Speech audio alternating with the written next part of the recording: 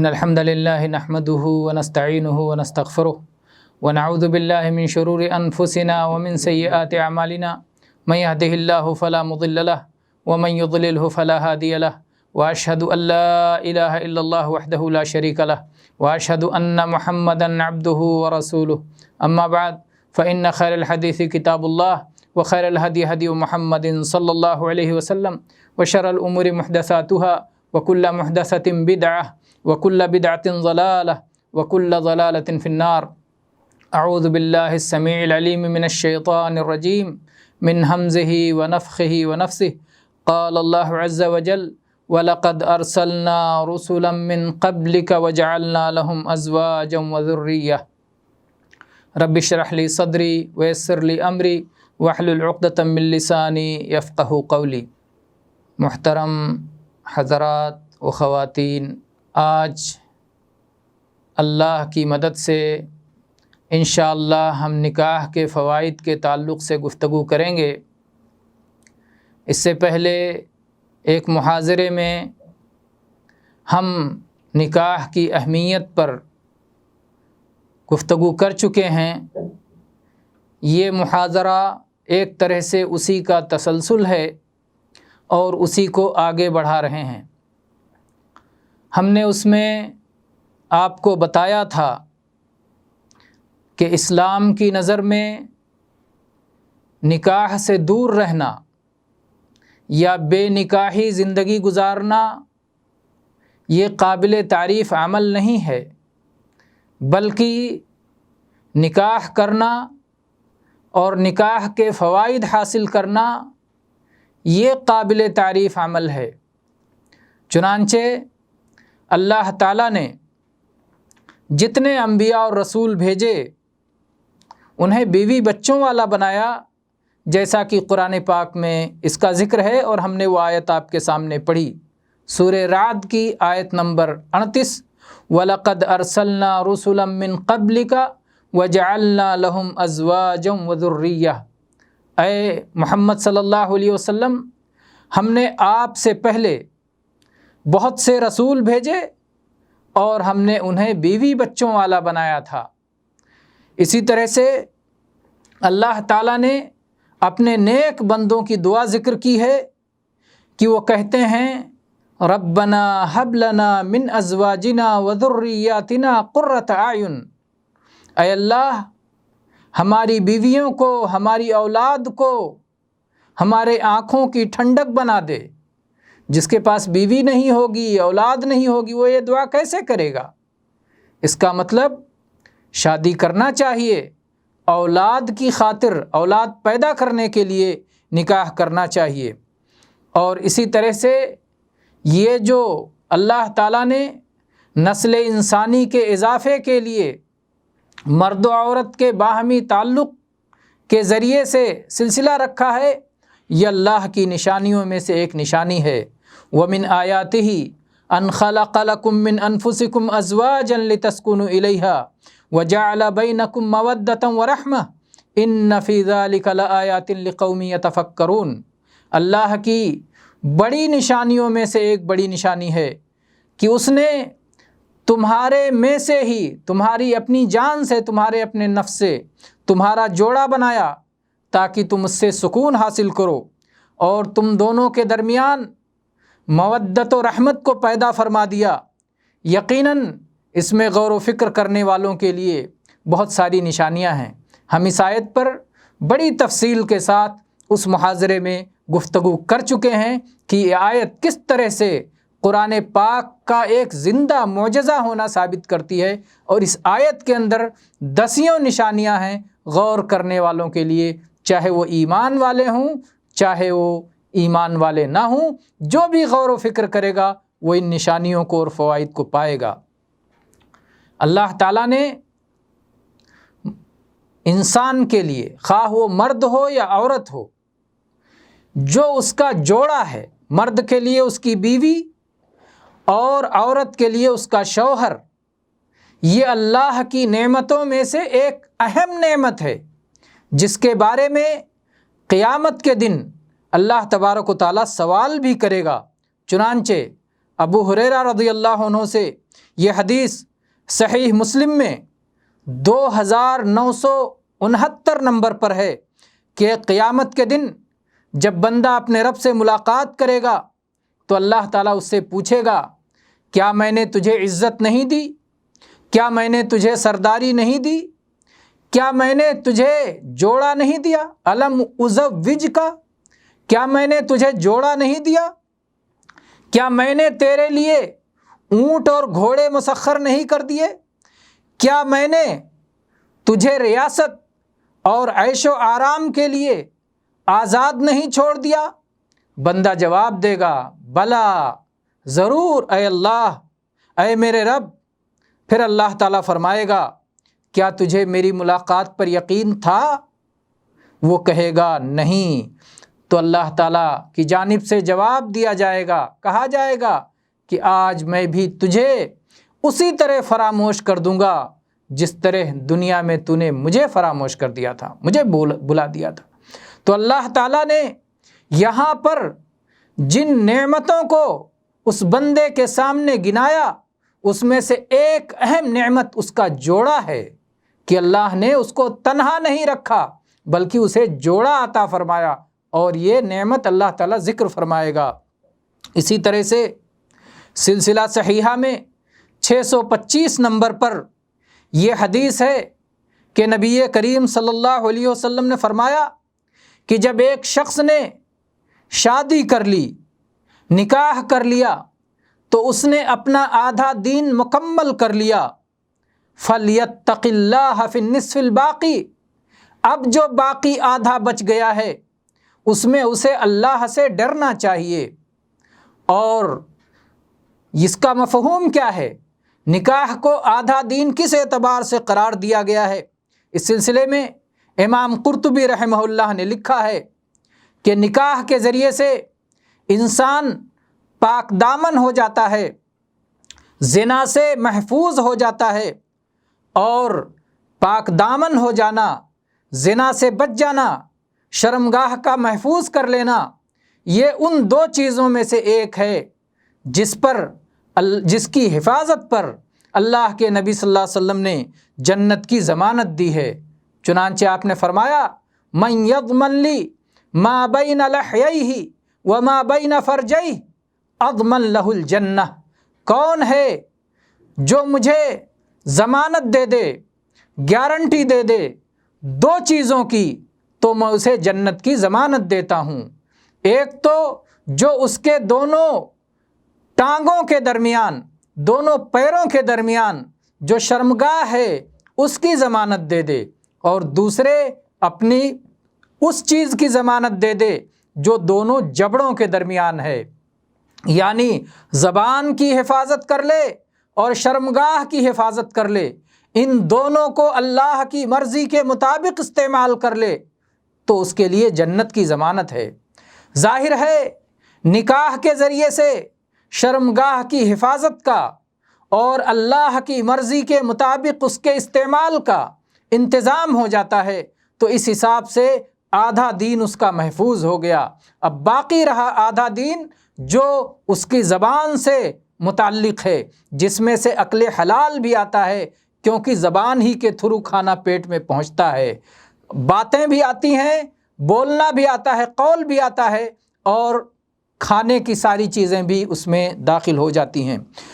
اسی طرح سے نبی کریم صلی اللہ علیہ وسلم نے اپنے صحابہ کرام کو نکاح کی ترغیب دیتے ہوئے ارشاد فرمایا، تزوجوا، شادی کرو، فإنی مکاثر بکم الامم یوم القیامہ۔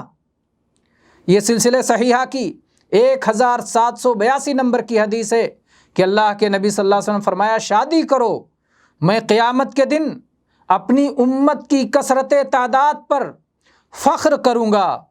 نصارہ کی طرح رہبانیت اختیار نہ کرو، وہ لوگ جو اپنے آپ کو عیسیٰ علیہ السلام کی طرف منسوب کرتے ہیں، حالانکہ حقیقت میں عیسیٰ علیہ السلام سے اب ان کا کوئی رابطہ نہیں رہا، انہوں نے منمانی دین بنا لیا ہے، انہوں نے رہبانیت ایجاد کر لی ہے کہ دنیا سے کٹ کر کے، شادی سے دور رہ کر کے زندگی گزارو اور یہ ظاہر کرو کہ گویا انہوں نے کوئی بہت اچھا کام کیا ہے اور وہ بہت پارسا ہو گئے ہیں، بہت بزرگ ہو گئے ہیں۔ تو یہ تصور، یہ باطل تصور ہے، یہ مبتدعانہ تصور ہے۔ قرآن پاک میں اللہ تعالیٰ نے اس کا رد کیا۔ اللہ تعالیٰ نے فرمایا وَرَهْبَانِيَّةً ابْتَدَعُوهَا مَا كَتَبْنَاهَا عَلَيْهِمْ، انہوں نے رہبانیت کو ایجاد کر لیا تھا، ہم نے رہبانیت ان پہ فرض نہیں کیا تھا۔ تو دنیا سے کنارہ کشی اختیار کر لینا، شادی نہ کرنا، اولاد کے جھنجٹ سے بچ جانا، یہ دین نہیں ہے۔ وہ دین اسلام جو اللہ کا پسندیدہ دین ہے، جو آدم علیہ السلام سے لے کر آخری نبی تک جو دین ہے، اس دین میں یہ قطعاً پسندیدہ عمل نہیں ہے۔ نکاح کوئی ایسا ویسا عمل نہیں ہے، اس میں بہت سارے فوائد ہیں، اور وہ فوائد اگر ہم دیکھیں تیزی کے ساتھ ہم ان فوائد پہ گزرتے ہیں۔ نکاح کے ذریعے سے ایک انسان کے اخلاق سنورتے ہیں، انسان نکاح کرنے کے بعد ایک ذمہ دار شخص ہو جاتا ہے اور ایک صاحب خانہ گھر والا ہو جاتا ہے، اور وہ اس طرح نہیں رہتا جیسا کہ نکاح سے پہلے تھا۔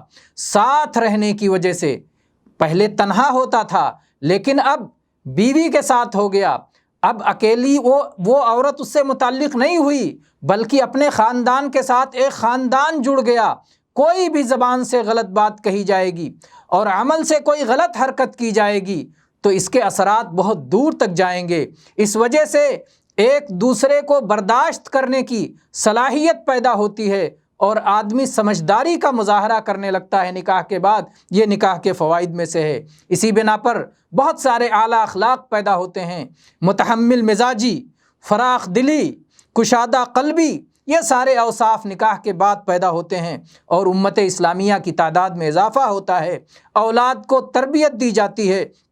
نان و نفقہ کی ذمہ داری اٹھانے کی وجہ سے کمزوروں، بے کسوں سے محبت اور ان کی ہمدردی کا جذبہ دل میں پیدا ہوتا ہے۔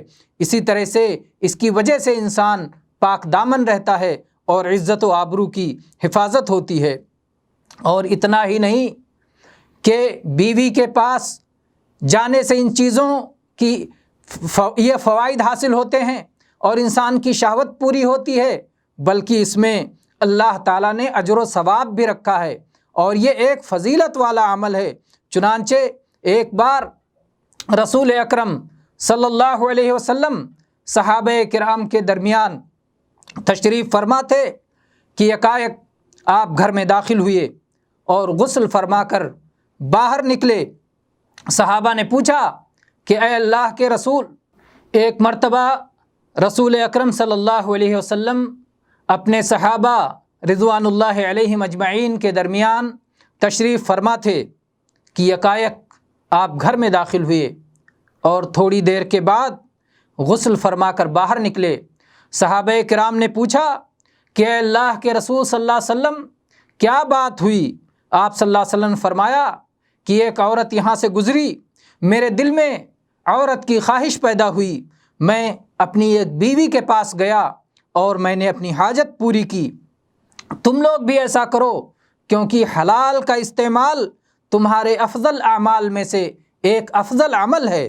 سلسلہ صحیحہ 442 نمبر پہ یہ حدیث موجود ہے۔ اسی طرح سے رسول اللہ صلی اللہ علیہ وسلم کی حدیث وفی بضع احدکم صدقہ، کہ جب کوئی شخص ہم بستری کرتا ہے تو اجر و ثواب صدقہ کا پاتا ہے۔ صحابہ کرام نے پوچھا کہ اللہ کے نبی صلی اللہ علیہ وسلم، ہم میں سے کوئی اپنی شہوت پوری کرتا ہے اور اس میں بھی اجر و ثواب پاتا ہے؟ تو اللہ کے نبی صلی اللہ علیہ وسلم فرمایا مجھے بتاؤ، اگر حرام جگہ استعمال کرتا تو گناہ پاتا یا نہیں پاتا؟ صحابہ نے کہا کیوں نہیں، غلط جگہ استعمال کرے گا گناہ پائے گا۔ تو نبی صلی اللہ علیہ وسلم فرمایا کہ جب غلط جگہ استعمال کرنے پر گناہ پائے گا تو صحیح جگہ استعمال کرنے پر اللہ تبارک و تعالیٰ کے فضل سے اجر و ثواب بھی پائے گا۔ یہ صحیح مسلم میں آپ اس حدیث کو دیکھ سکتے ہیں۔ اسی طرح سے ابو ذر رضی اللہ عنہ کی وہ حدیث بھی آپ یاد کیجئے جس میں کہ نبی کریم صلی اللہ علیہ وسلم کا ارشاد موجود ہے کہ آپ نے فرمایا کہ جب کوئی شخص اپنی بیوی سے ہم بستر ہوتا ہے تو اجر و ثواب پاتا ہے۔ ابو ذر رضی اللہ عنہ نے حیرت اور تعجب سے پوچھا کہ اے اللہ کے نبی، ہم میں سے کوئی شخص اپنی شہوت پوری کرتا ہے اور اس کے باوجود وہ اس میں اجر و ثواب پاتا ہے، تو اللہ کے نبی صلی اللہ علیہ وسلم نے کہا کہ اچھا ابو ذر یہ بتاؤ، اگر تمہیں اولاد پیدا ہوئی اور پھر وہ اولاد بالغ ہوئی، پھر تم نے اس کے خیر کی امید رکھی، پھر اس کی وفات ہو گئی، اچھا بتاؤ تم اس کے ثواب کی امید رکھو گے کہ نہیں؟ انہوں نے کہا یقیناً ہم اس کے وفات پر اجر و ثواب کی امید رکھیں گے۔ اللہ کے نبی صلی اللہ علیہ وسلم فرمایا تم نے اسے پیدا کیا تھا؟ انہوں نے کہا نہیں، اللہ نے پیدا کیا تھا۔ اللہ کے نبی نے پوچھا تم نے اسے ہدایت دی تھی؟ انہوں نے کہا نہیں، اللہ نے اسے ہدایت دی تھی۔ آپ نے پوچھا تم اسے روزی دیتے تھے؟ انہوں نے کہا نہیں، اللہ اسے روزی دیتا تھا۔ پھر اللہ کے نبی صلی اللہ علیہ وسلم نے فرمایا کہ اپنی شرمگاہ کو حلال جگہ استعمال کرو، حرام سے دور رکھو، اللہ چاہے گا حیات دے گا، چاہے گا وفات دے گا، اور تمہیں اجر و ثواب ملے گا۔ یہ حدیث سلسلہ صحیحہ میں 575 نمبر پر موجود ہے۔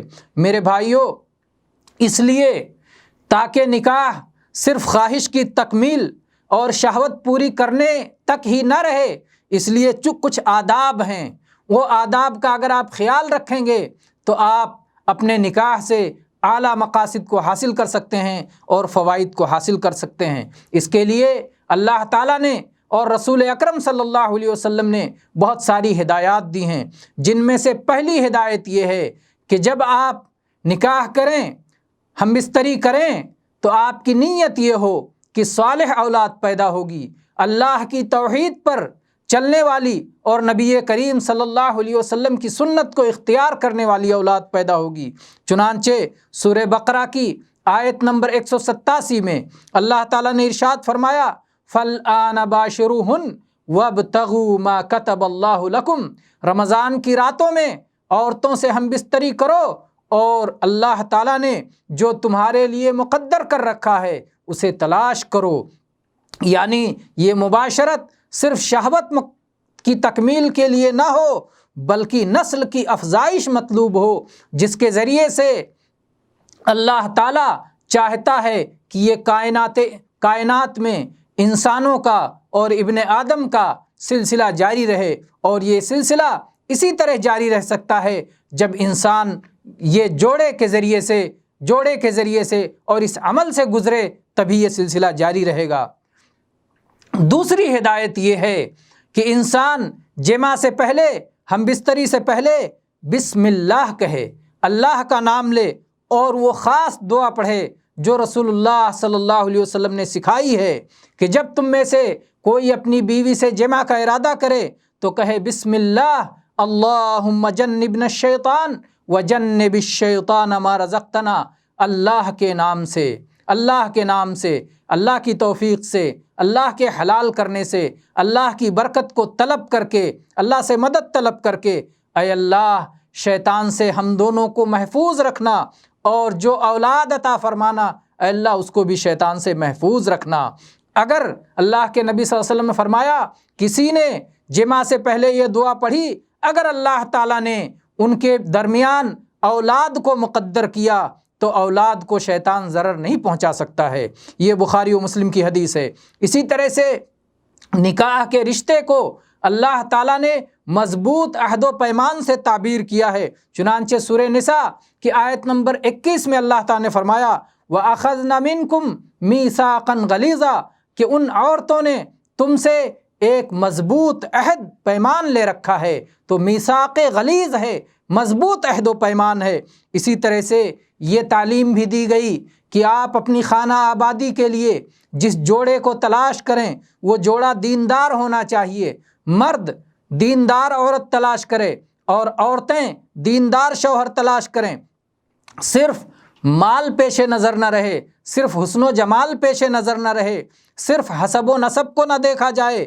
اگر دین کے ساتھ ساتھ یہ ساری چیزیں موجود ہیں تو الحمدللہ، اگر نہیں ہیں دین کے بغیر ان چیزوں کی کوئی اہمیت نہیں ہے۔ اسی لیے بعض لوگ کہتے ہیں کہ پہلے آپ باقی چیزیں دیکھیں، حسب و نسب دیکھیں، مال دیکھیں، حسن و جمال دیکھیں، سب سے آخر میں دین دیکھیں، تاکہ فیصلہ اسی کے مطابق کریں کہ اگر دین ہے تو باقی چیزیں بھی قبول، اگر دین نہیں ہے تو سب کو رد کر دیا جائے، دین کو سب سے آخر میں دیکھا جائے۔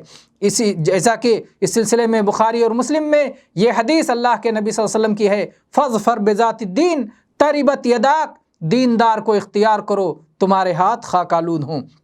اسی طرح سے اللہ کے نبی کریم صلی اللہ علیہ وسلم نے یہ بھی بتایا ہے کہ الدنیا کلھا متاع وخیر متاع الدنیا المرأۃ الصالحہ، کہ دنیا پوری کی پوری متاع ہے اور سب سے بہترین متاع نیک عورت ہے، جو انسان کے لیے اللہ کے اس مقصد کی تکمیل میں مددگار ہوتی ہے جس مقصد کے لیے اللہ تعالیٰ نے ایک انسان کو پیدا فرمایا ہے۔ اسی لیے اس موقع پر آپ اللہ کے نبی صلی اللہ علیہ وسلم کی وہ حدیث یاد کر لیں جو اس سے پہلے گزر چکی ہے، اور اسی پر میں اپنی بات ختم کرتا ہوں کہ اللہ کے نبی صلی اللہ علیہ وسلم فرمایا کہ جب ایک شخص شادی کر لیتا ہے تو اللہ تعالیٰ نے اس کے آدھے دین کی حفاظت پر اس کی مدد فرما دی، تو اب بقیہ آدھے دین میں وہ اللہ سے ڈرتا رہے۔ جن لوگوں کی شادیاں نہیں ہوئی ہیں وہ شادی کا گویا انتظام کریں تاکہ کم از کم آدھے دین کا ان کے انتظام ہو جائے۔ اللہ تعالیٰ ہمیں اور آپ کو اس نعمت کی قدر کرنے کی توفیق عطا فرمائے، اور دین کے مسائل، یہ دین دنیا اور آخرت کی ہر بھلائی اس میں موجود ہے، اس دین پر قائم رہنے اور اس دین پر عمل کرنے اور اس دین کی نشر و اشاعت کرنے کی اللہ تعالیٰ ہمیں توفیق عطا فرمائے۔ آمین۔ وآخر دعوانا ان الحمد للہ رب العالمین، وصلی اللہ علی نبینا وسلم۔